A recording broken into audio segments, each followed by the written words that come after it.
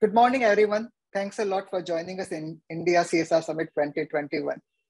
We started this journey in 2014 with 315 delegates in Delhi. Until now, until this eighth event, we have been able to bring together 21,000 social sector professionals.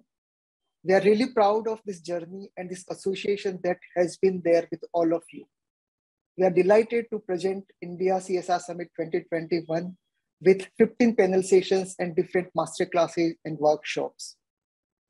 While we believe that this summit is a very important event for us to come together and discuss about various trends, various challenges and learning that we have derived as part of social impact projects and programs, it also becomes a culmination point for us to bring together social sector funders, donors, philanthropists, think tanks, and a couple of key government stakeholders who are part and parcel of entire social impact project design.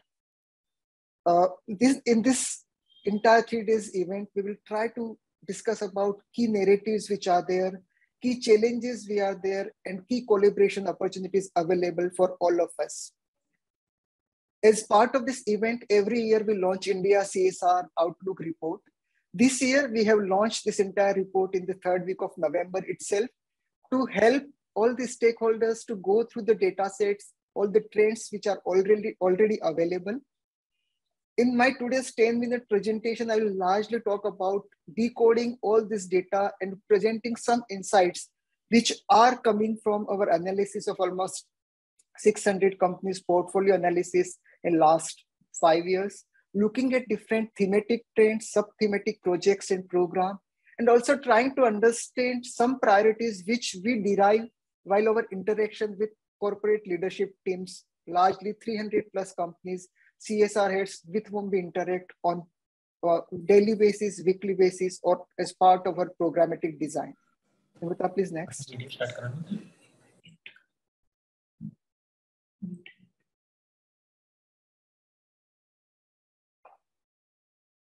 Hello.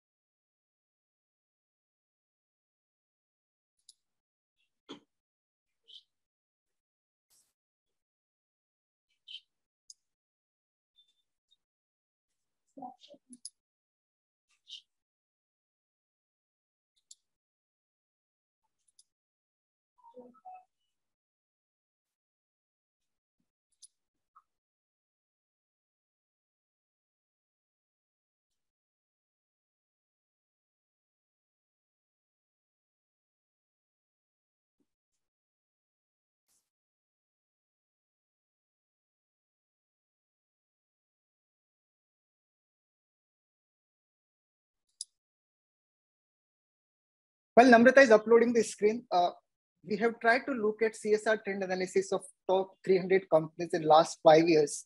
While I will specifically touch upon the initial 2021 analysis, and then I will be presenting some insights which are coming out of our specific report, which is going to be launched in January 1st week, which is about education trend analysis of last 5 years in terms of sub-thematic investment, geographic clusters, and also looking at priority metrics, which is coming out from the NITI Aayog's SDG indicators and assessment. Well, there is one very key aspect which is emerging out of 2021 data sets that companies have gone beyond their compliance. Most of the companies, if you look at, they have invested more than the prescribed CSR. This trend has been continuing since last year, where companies have invested more than the prescribed CSR. And there are 2 levers for it. One, definitely companies are allowed to invest more and set off in next 3 years. And secondly, the entire narrative for social impact and social transformation is changing, and board is taking the leadership in terms of designing the project, getting involved in the project. And we'll talk about this in upcoming slides. Next, Namrata.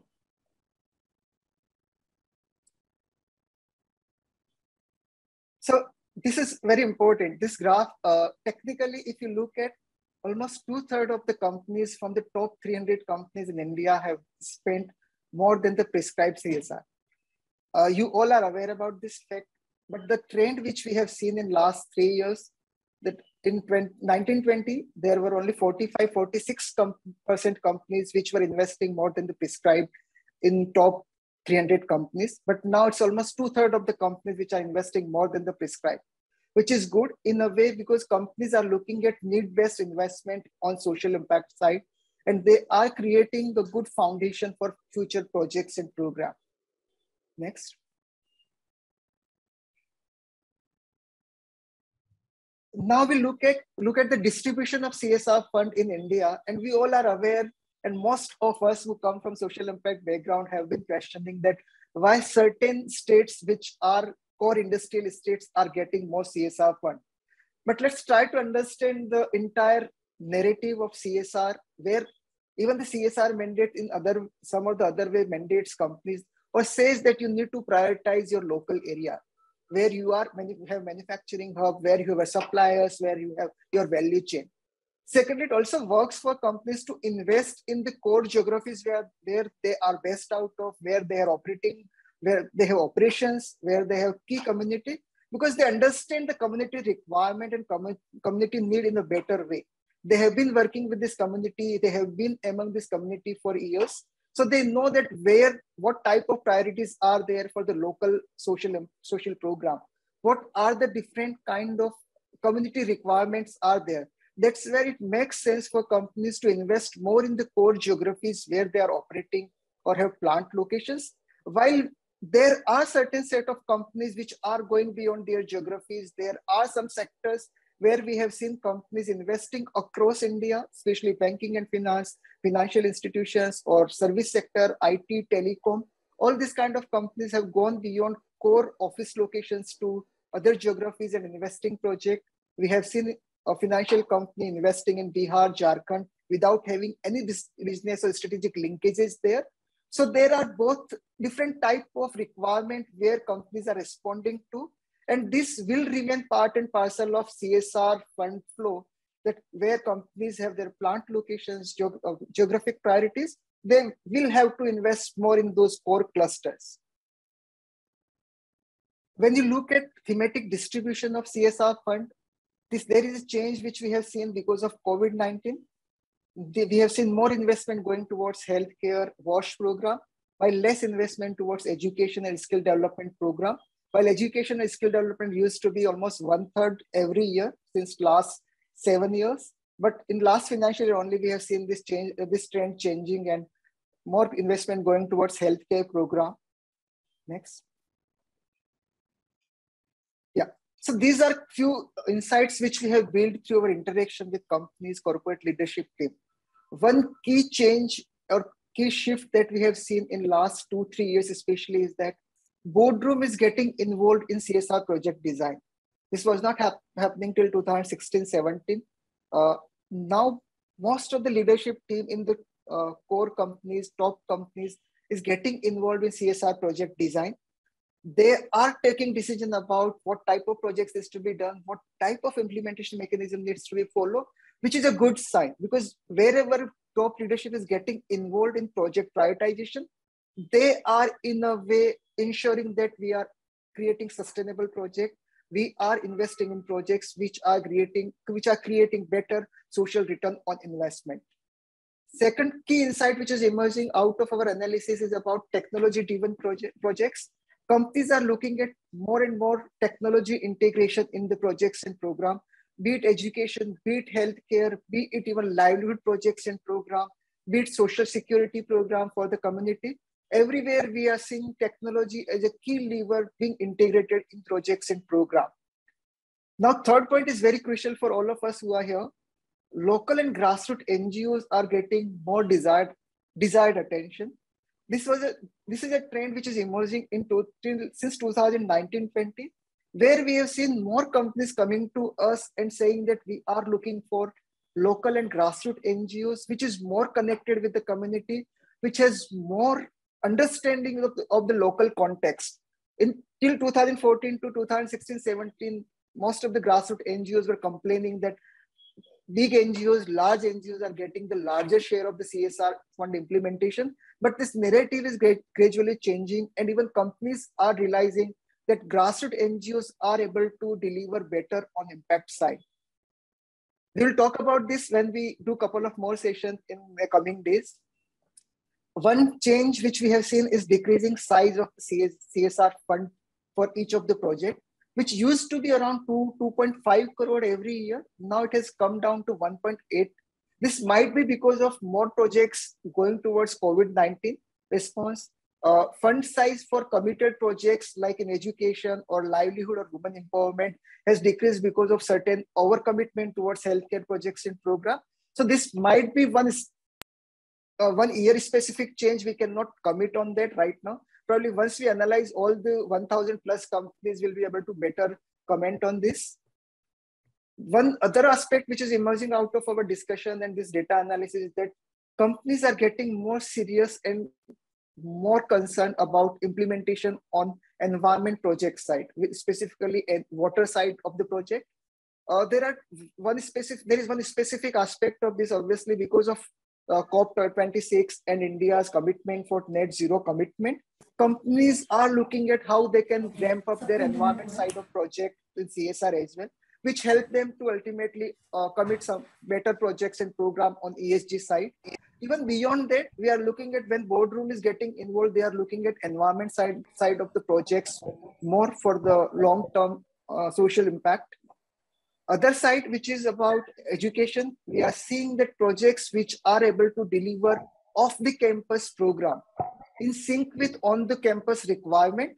If the projects are designed for off campus delivery, those projects are getting some demand from the company's side, and we are seeing even NGOs are preparing themselves to deliver projects and programs which are helping community education program in off-campus mode.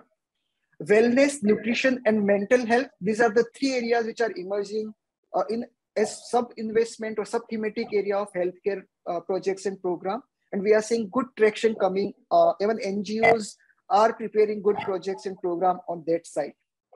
Then we all know that entire CSR space is about collaborations. So companies are investing more on partnering with government ecosystem. Even corporate partnerships is emerging now as a trend.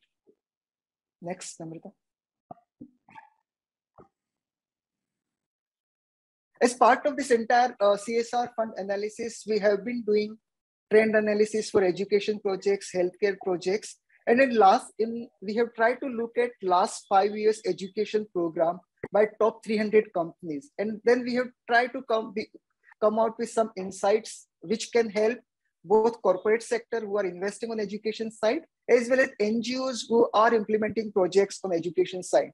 We'll just touch upon 2-3 key levers, and we will share this entire report in the beginning of January with almost 30-point analysis of entire education program investment coming from the corporate side. In last 5 years, we have seen that there is a decreasing investment on education projects and program, which earlier used to be almost 1/3 of the entire CSR pie. It's decreasing to almost 1/5 of the CSR pie. In a way, because companies are aligning with other projects priorities on healthcare, environment, and others. But there is a decrease in the investment on education projects and program side.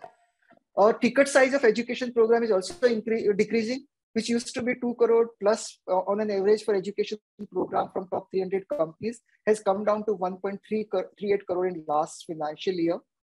Majority of the education programs come under 1 to 5 crore budget size, and then another 5 to 20 crore. So we see that there is still substantial commitment from the companies side towards education projects and program. And there are almost 1,000 plus projects which are above 1 crore by 300 companies, top 300 companies. Next. When you talk about implementation of the projects and programs, largely education projects are being implemented by implementing agencies, while companies themselves are also taking a good number of projects in education program in terms of direct implementation. And this has been consistent trend. Next.